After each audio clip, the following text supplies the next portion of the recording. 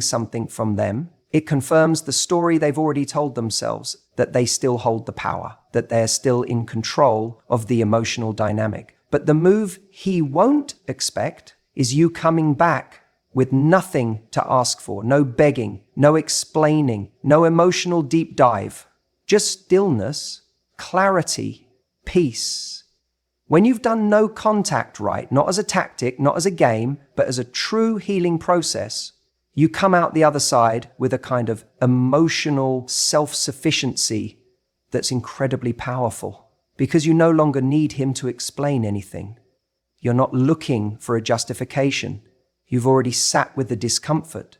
You've already asked yourself the hard questions. You've already done the work that people normally expect someone else to do for them. And when you show up like that, when you reach out, not with open wounds, but with calm confidence, that is a moment he will never see coming. It's confusing in the best way. He won't know where to place you, because the version of you that he thought he left behind no longer exists. That version would have chased. That version would have demanded a conversation. That version would have handed him the emotional upper hand.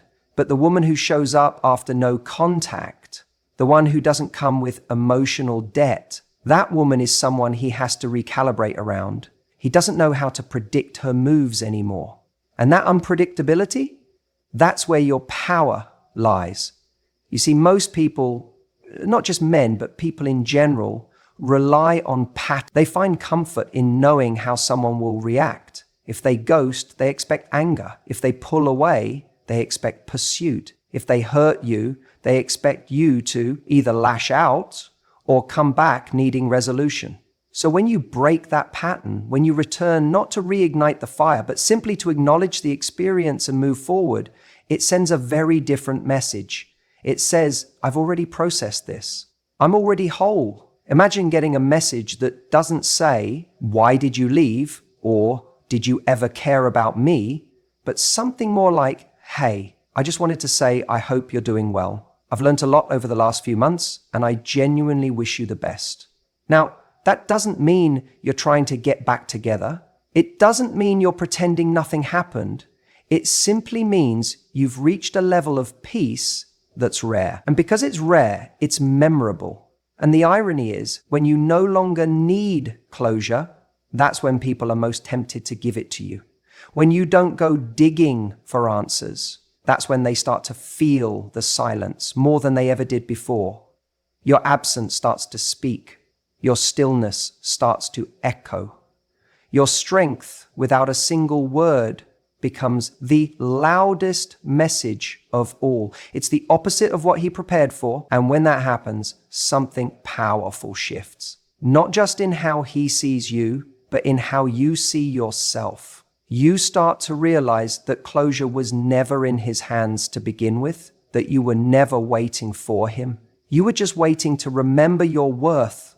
That's what the no contact period gave you, that space, that clarity, that reset. So now when you show up, you're not there to rehash the pain. You're not fishing for a second chance. You're not hoping to convince him of anything. You're just showing up in your truth, peaceful, calm, whole. And that version of you is magnetic because it's not chasing, it's not striving, it's not emotionally indebted to him. It's simply present, centered, and powerful. That's the energy he won't be ready for. Because the truth is, most people don't expect you to outgrow the version of yourself they mistreated. They think they've seen the full range of your emotional palette. They think they know how you'll react. But when you evolve, not out of spite, not out of ego, but out of genuine growth, it breaks the mold. It forces a new dynamic, one that he can't control, one he didn't plan for. And that the move he never saw coming. Let me tell you something most people don't realize after no contact. If you're going to reach out, or if you're even thinking about allowing someone back into your life, you have to understand this. The version of you that walks back into that dynamic cannot be the same version he walked away from.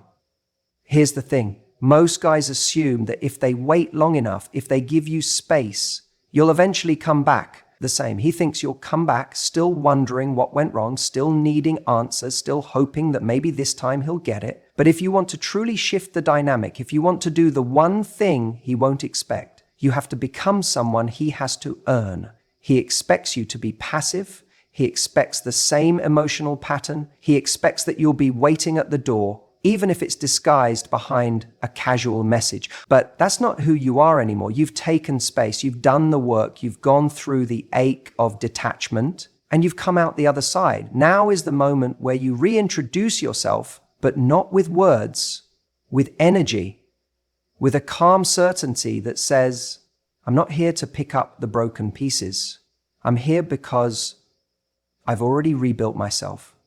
It's not about proving anything to him. It's not about showing him you're better off without him. That still makes him the center of the story. This is about showing up from a place where he no longer gets the privilege of the old version of you, the one who tolerated the bare minimum, the one who confused attention with affection, the one who made excuses for inconsistency. This time, you're showing up as the version of you who knows her value, not in theory, but in practice. The you who no longer entertains half effort, the you who has boundaries, not walls, and standards that reflect a life of self-respect. And here's what's powerful. You don't need to say a word about it.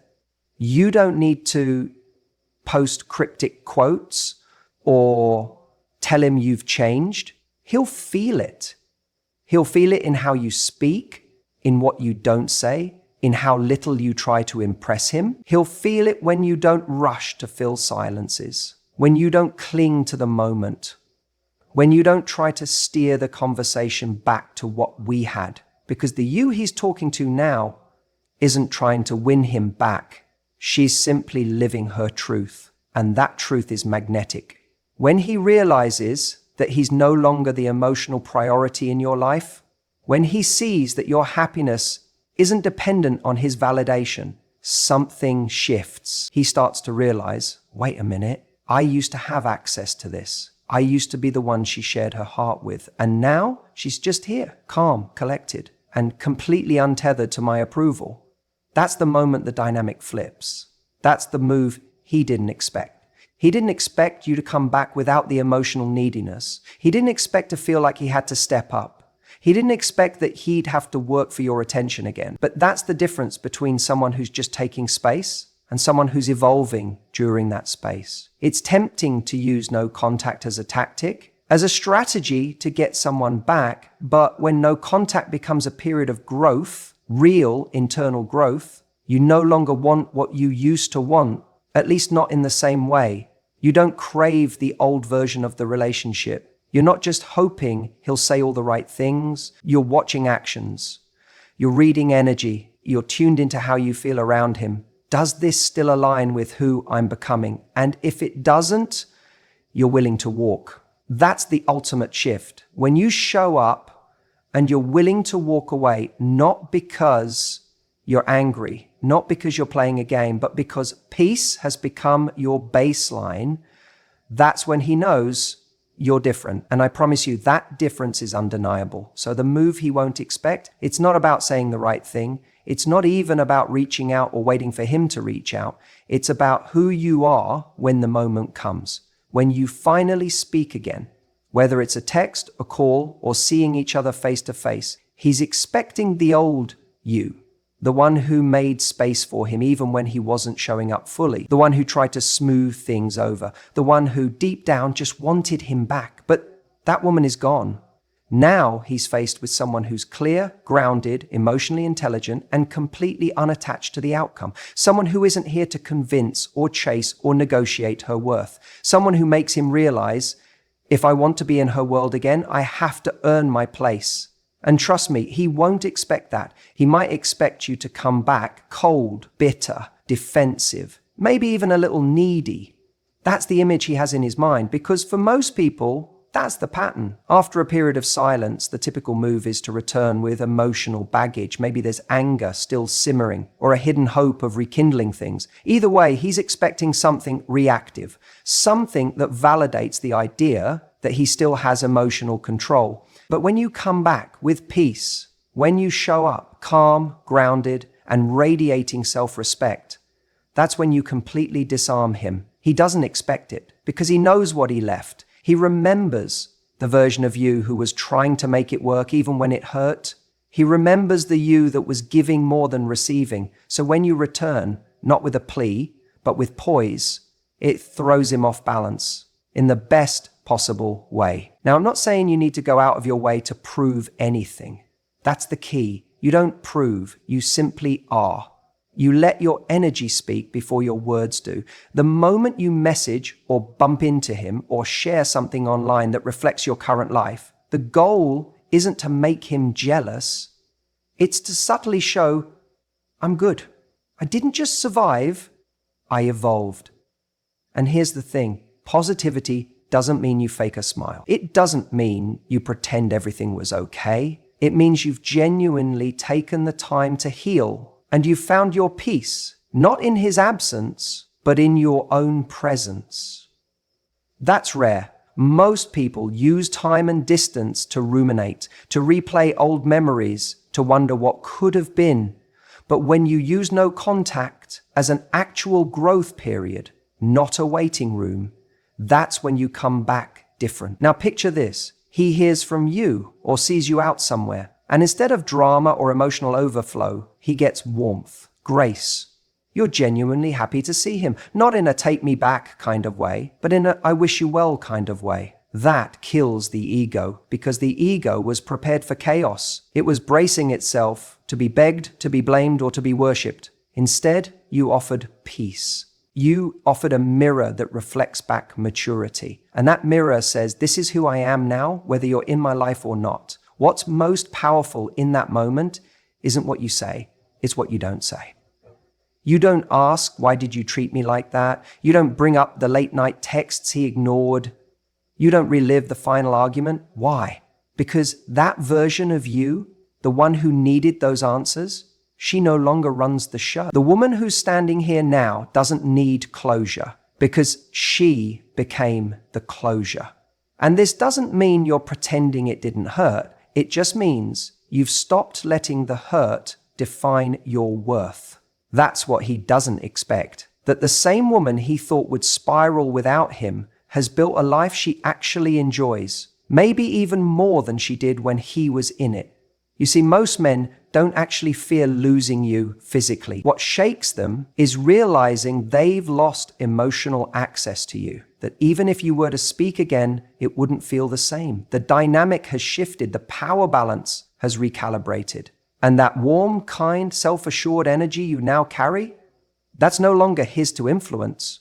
That's yours entirely. This is where the magic happens. When he sees you in this light, glowing but not for him, smiling but not because of him, thriving but with no trace of resentment, he has to sit with the version of you he never got to appreciate. And he realizes that the door he once casually closed now feels a lot heavier to reopen. Because now, it's not just about whether you'd say yes again. It's about whether he's even earned the right to try. That's how you make the move he won't expect. Not by trying to be someone else, but by finally being yourself, the self that wasn't fully expressed when you were bending to fit into the relationship. Now, you stand tall in your own frame. You don't need revenge. You don't need attention.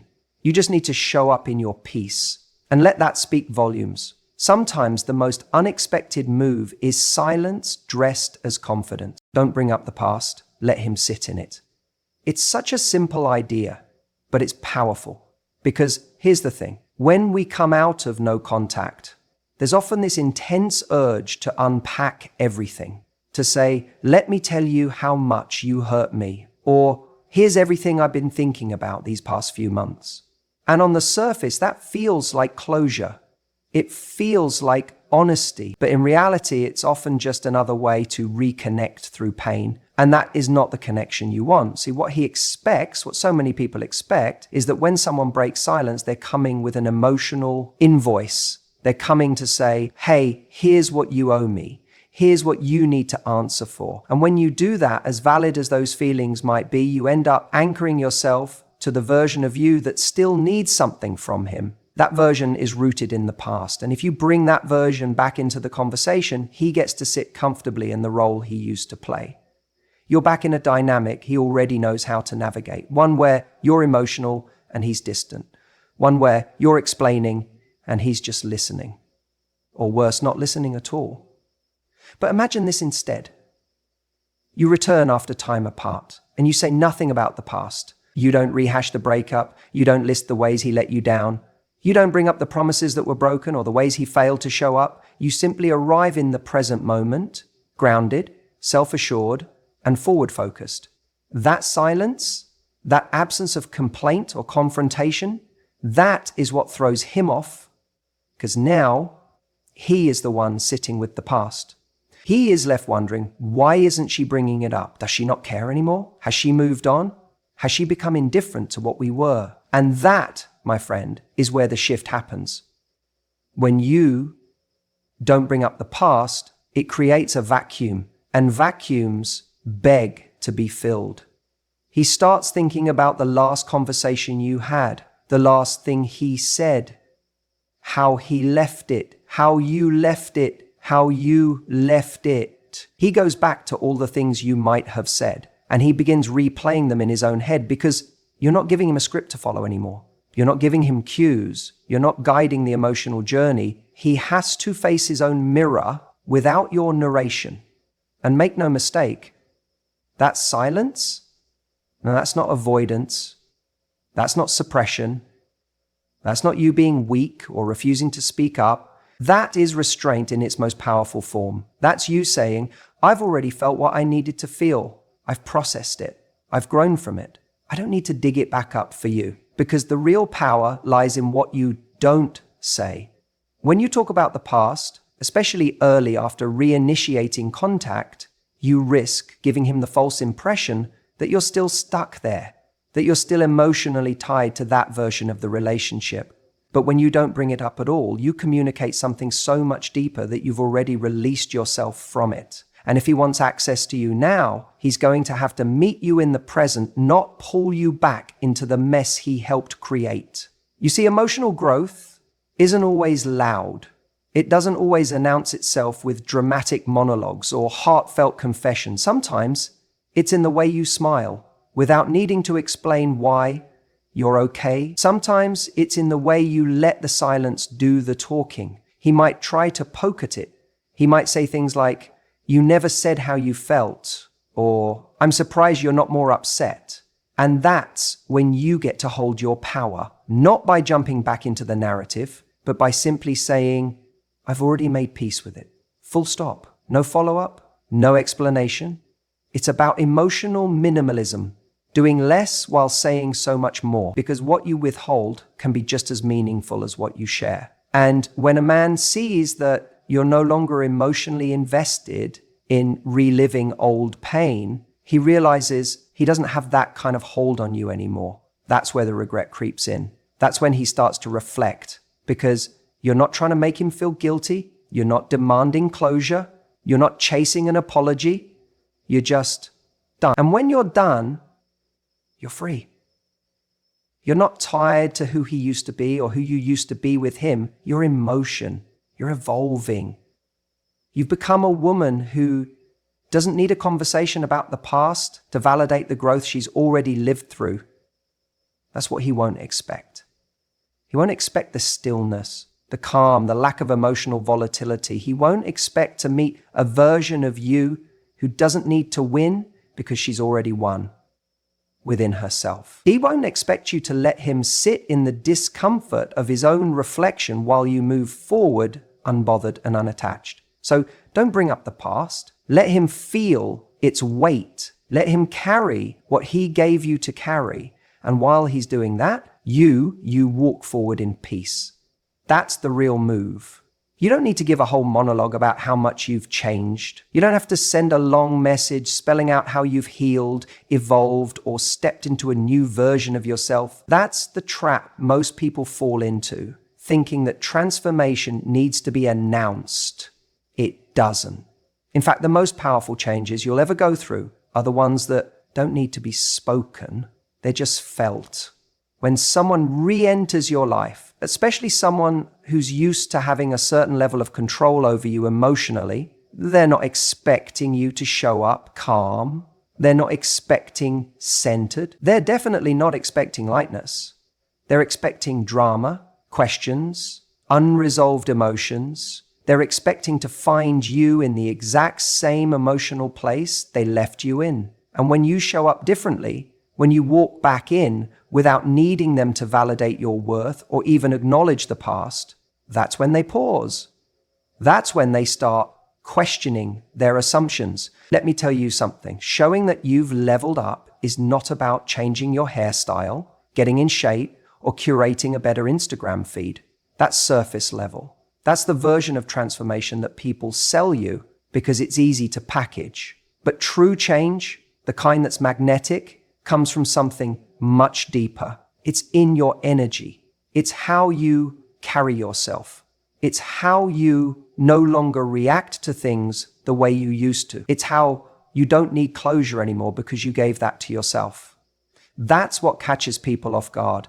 You want to know what really throws him? It's when he reaches out and you're genuinely at peace. Not pretending to be at peace, not putting on a performance, but actually there, in a place where you don't need anything from him anymore. That kind of peace is disarming.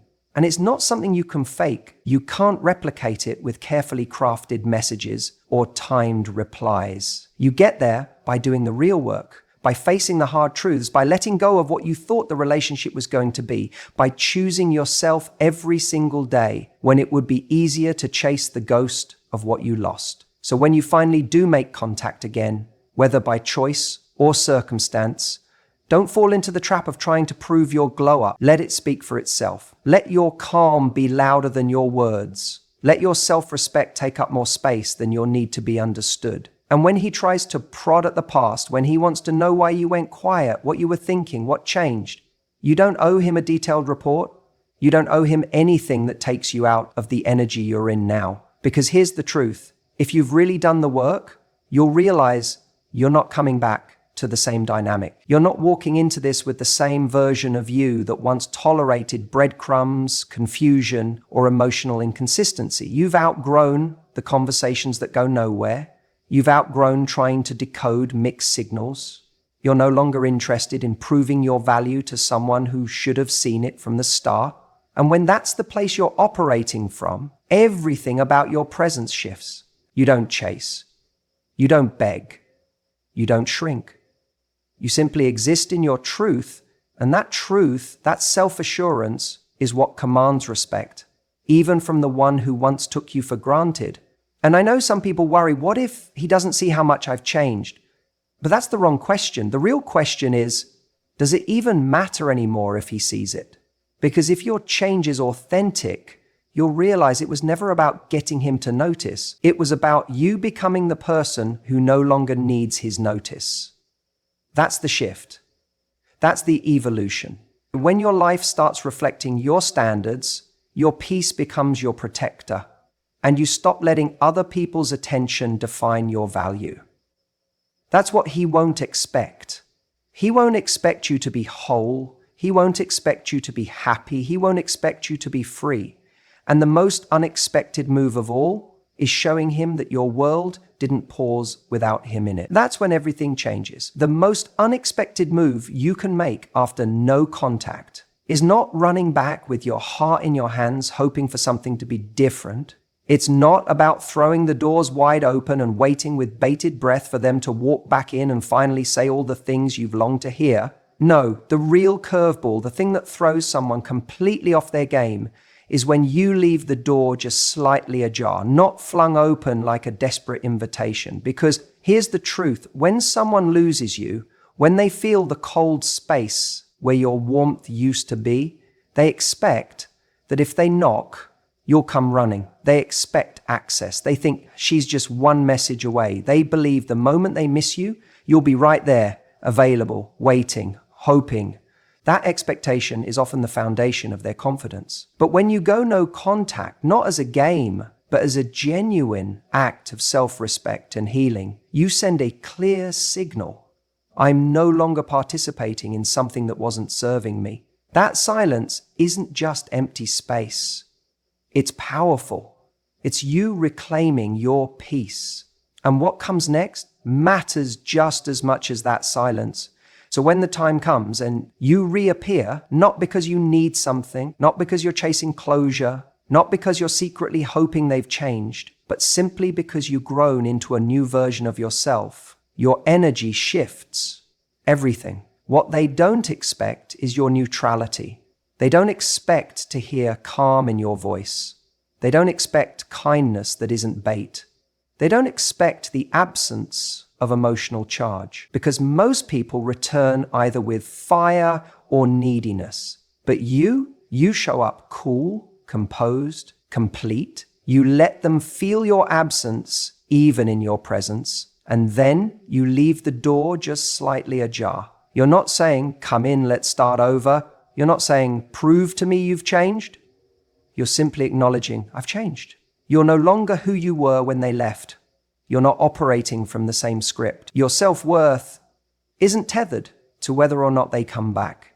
You can say something like, I genuinely hope you're doing well. Life has shifted a lot for me these past few months, and I feel more like myself than I have in a long time. I wish you well on your journey. That's it. No bitterness, no invitations, no expectations, just peace. And that is incredibly disarming because people expect drama. They expect resentment. They expect one last argument, one more emotional conversation. They prepare for either resistance or submission, but they rarely expect poise. They rarely expect someone to return from the silence with grace. When you don't fight to be understood, when you don't ask for clarity, when you don't reach for the past with trembling hands, that's when they start to wonder. They wonder who you became without them. They wonder if someone else has your attention. They wonder if you still think about them, if you ever look back. And here's the powerful part. It doesn't matter if they wonder or not, because you're not acting for a reaction. You're living from a place of truth, and that truth doesn't need to be defended. Leaving the door slightly ajar means that if the universe ever does bring them back into your life, it won't be out of obligation or manipulation. It'll be because the foundation is right. It means you're not waiting at the threshold. You're just not bitterly slamming it shut either. You're at peace either way. That kind of emotional maturity is rare. It's attractive. It's magnetic because it shows you're not afraid of love, but you're not starving for it either. You're not blocking the possibility